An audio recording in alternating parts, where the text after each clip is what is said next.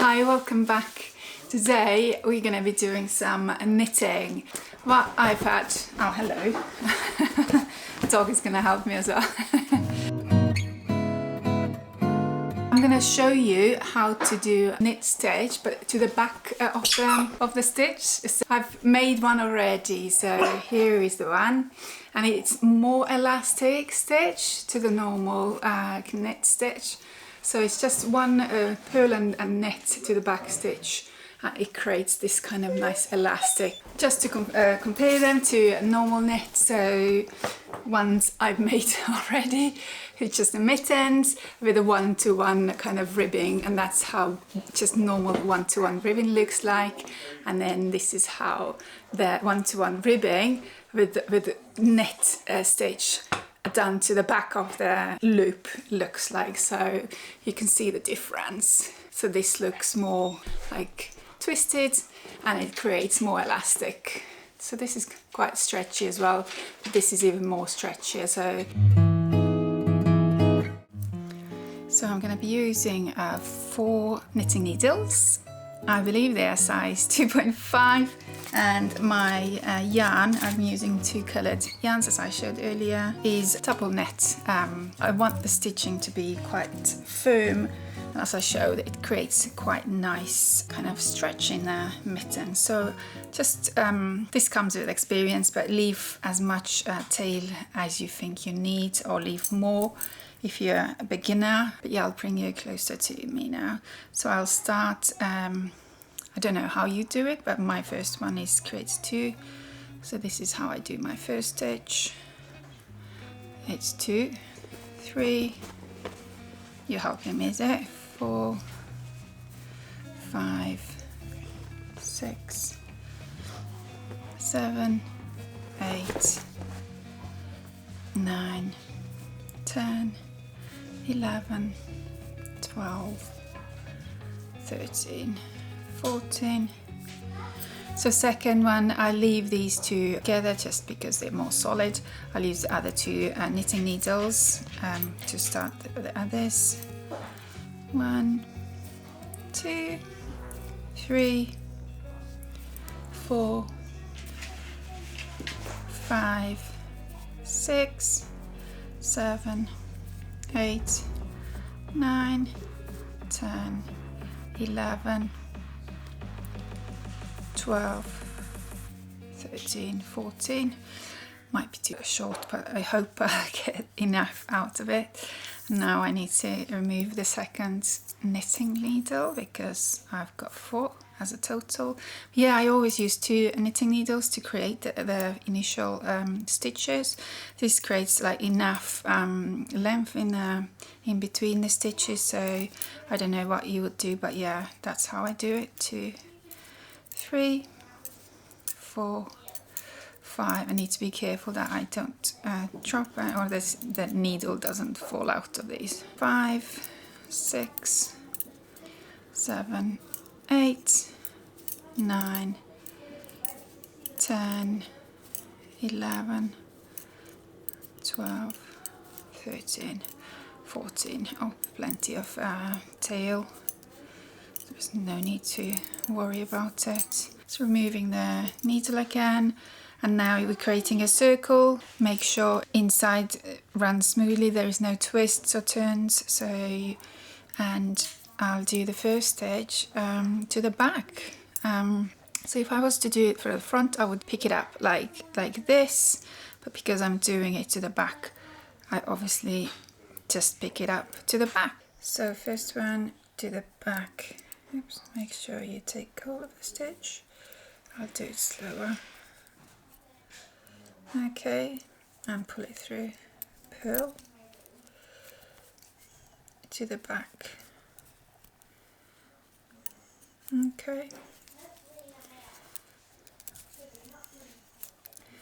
And so you could just continue. To the first round, you really need to be careful because if you drop any stitches, it's going to be so hard to pick it up. So I would suggest if you drop any stitches, I will just start all over again. I've finished the first round and I've got help. Oh, there you go. Might be going now. You going or staying? There you go. Boop. So that is your first round done. When you're starting the second round, make sure you pull your stitches as close as possible and then start. So this is my connection. I'll make sure I pull both of my yarns as close as possible, and then the pattern is so that where it was knit to the back loop before, I'll do it again. So that's how I do it. Here's my dog sleeping and I can keep knitting. How lovely is that? I think the hardest bit is when you're doing the back knitting to the back loop is just remember you're knitting to the back stitch and that's what you need to do. But yeah. Disturbance team in full swing, is it? So I might have to take a little break. Do I? I need to take a little break. Yeah. Who's asking it? So I need to take a little break, is it? Yeah, he blinked. Who's coming? So I'm about to change colour. So I'll bring you with me. So last needle to do, and then the colour will change from yellow to blue.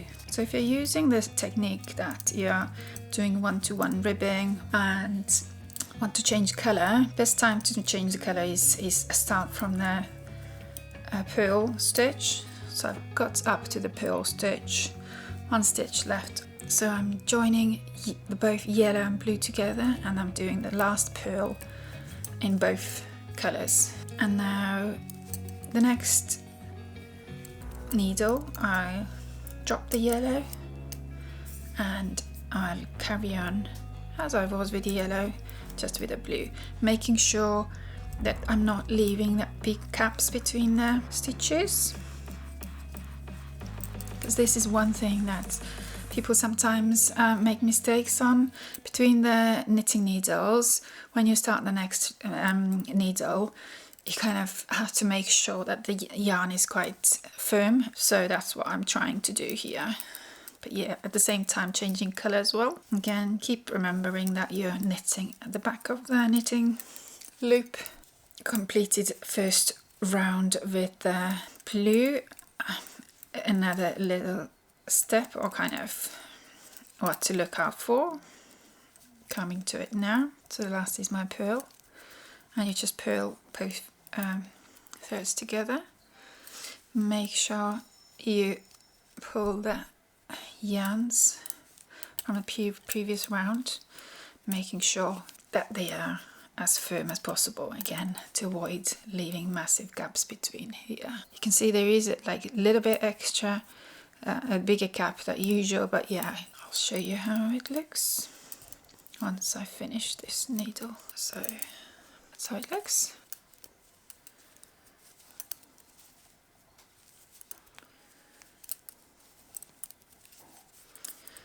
This is the third round, so it's the last one, and we're going to change the colour back to yellow. But it's literally the similar way.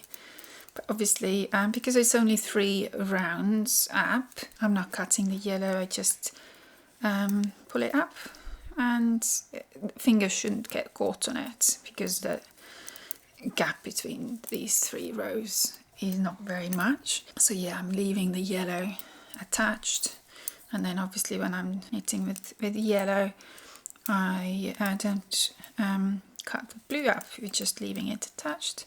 Changing colour now. Stopping before the last purl, taking both colours together to purl position, and just purl 2 stitches, 1 stitch but 2 yarns together.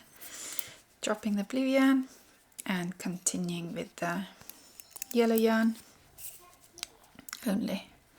So I'm only doing 1 stitch as 2 yarns together.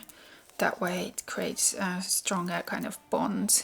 So this is the joint, and you can't even see that you've used the 2 yarns on one of the stitches. And so this is how I completed the project, and the end result is here.